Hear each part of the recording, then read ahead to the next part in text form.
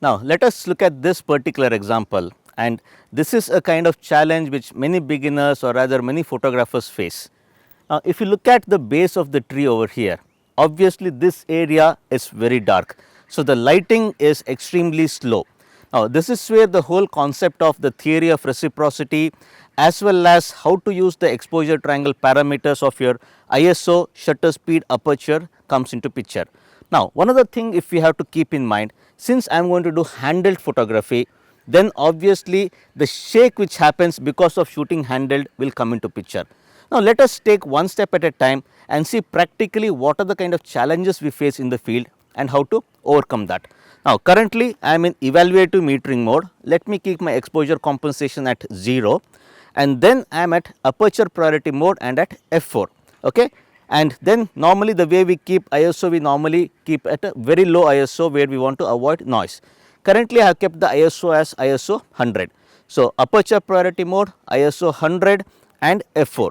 So, let us see, I am going to shoot at a zoom of 200 mm. So, on my 70-200 mm, I will be at 200 mm and I am going to focus and shoot the base of the tree, and let us see what happens. Okay, there you go. This is the common issue what we face. Now, if you look at this particular image at ISO 100 at aperture f4, I got a shutter speed of 1/6.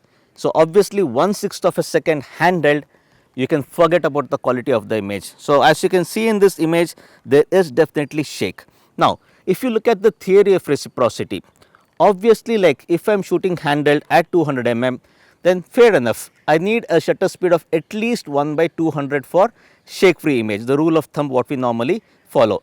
So, currently I am at 1/6 of a second. So, if I have to go at 1/200, let us see how many stops away we are. So, 1/6, so obviously 1/12. So, from a mathematics, let us consider it is 1/5 of a second. So, 1/10, 1/20, 1/40, 1/60, let us redo it again. So, 1/5, 10, 20, 40, 80, 160. So, let us say fair enough. So, 5 stops. So, if I have to get a decent shutter speed of say around 1/60 or 1/200 of a second, I need to be 5 stops away. Currently, I am shooting at ISO 100. So, 5 stops away is ISO 100, 200, 400, 800, 16, 3200. So, I have to go in, keep my ISO as 3200 and then let us repeat the same experiment and see what happens. So, there you go. I am getting a very nice shutter speed of 1/200 of a second as per the calculation. Now, we play back this image and as you can see, I have got pretty crisp sharp image handheld.